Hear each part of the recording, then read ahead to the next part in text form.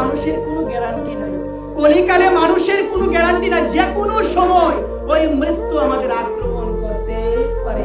আর যেদিন মৃত্যুর ডাক আসবে সেদিন পরিবার পরিজন ডাক্তার ইঞ্জিনিয়ার কেউ তোমায় ধরে রাখতে পারবে না। কেউ পারবে কি? একটা জিনিস চিন্তা করবে, একটা মানুষ যখন মারা যায় অনেক সময় দেখা যায় আমরা ঘিরে তাকে বসে থাকি, কিন্তু ওই ঘিরে বসে থাকার মাঝখানে তার ভিতর থেকে প্রাণপদী কিভাবে নিভে যায় এটা কি আমরা কেউ বুঝতে পারি কি? কেউ দেখতে পায় যে আত্মাটা কি করে চলে গেল? আপনি তো বলবেন ওই মানুষটার সাথে আমি বসেছিলাম, ওই মানুষটার সাথে আমরা সবাই ছিলাম, কি করে মারা গেল, কি করে আত্মাটা বেরিয়ে গেল? দেখতে তো পেলাম না। তার মানে মানুষের কোনো গ্যারান্টি নেই, যে কোনো সময় মৃত্যু হতে পারে, যে কোনো সময় মৃত্যু হতে পারে। চিন্তা করে দেখো, দেখবে এই জগৎটা একদম অনিত্য, এই জিনিসটা তখনই বুঝতে পারবে। আরে কয়েকদিনের জন্য এসেছি এই পৃথিবীতে, কদিনের জন্য বলো না?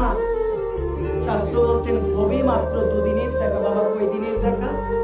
ভবে মাত্র দুদিনের দেখা। একটা হলো জন্ম আর একটা হলো মৃত্যু। বেশি দিন আর দূরে নয়। একটাবার তাকিয়ে দেখো না, আয়নার দিকে তাকাই না, দেখি চেহারাটা সুন্দর কিনা। একটাবার তাকিয়ে দেখো না, যৌবনে আমার মধ্যে কত শক্তি ছিল, যৌবনে আমার দেহটা কত তাজা ছিল, এখন কিন্তু শুকিয়ে যাচ্ছে। আগের মতো গায়ের রঙও নেই, আগের মতো চামড়াগুলো কিন্তু নেই, এখন কি হয়ে যাচ্ছে? বাজ বাজ হয়ে যাচ্ছে। এই জায়গায় বলছি কি, আয়না দেখার পরে আমরা ভাবি যে আগে সুন্দর ছিলাম, এখন তো সুন্দর নেই, কিন্তু একটাবার ভাবি না যে আমার মৃত্যুর দিন গনিয়ে আসছে, আর বেশি দিন দূরে নয়, বেশি দিন দূরে নয়। এই কারণে গীতা জানিয়ে দিল আমাদের, যার জন্ম হয়েছে তাকে মরতে হবে। আর এই জগতের মধ্যে সব থেকে আশ্চর্য বিষয় হলো মৃত্যু। তুমি এসেছো, তোমাকে মরতে হবে। আমি এখানে বসে কথা বলছি, আমি মৃত্যুবরণ এখানে বসেই করতে পারি, মানে আমার মৃত্যুবরণ হয়ে যেতে পারে।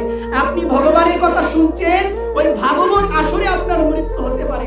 আমি আপনার সঙ্গে কথা বলছি, ওই কথা বলার মাঝখানে আপনার মৃত্যু হতে পারে। দেখুন মৃত্যু জিনিসটা কত আশ্চর্য।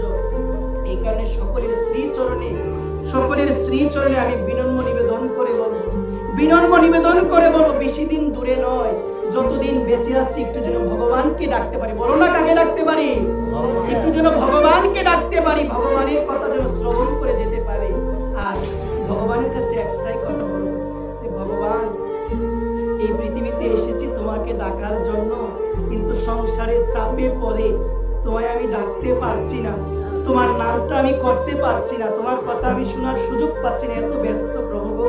কিন্তু প্রভু তুমি ছাড়া তো কোনো উপায় নাই, তুমি ছাড়া তো কোনো গতি নাই, কারণ শেষের দিনে সবাই ফেলে রেখে চলে আসবে। সেদিন যদি তুমি কৃপা দৃষ্টি দিয়ে আমার দিকে না তাকাও, আমার কি গতি হবে? আমার কি গতি হবে? প্রভুকে বলো না এই কথাটা, বলো না একটাবার, বাবা তুমি বলবে আমার অনেক কাজ, সময় নাই, কিন্তু বাবা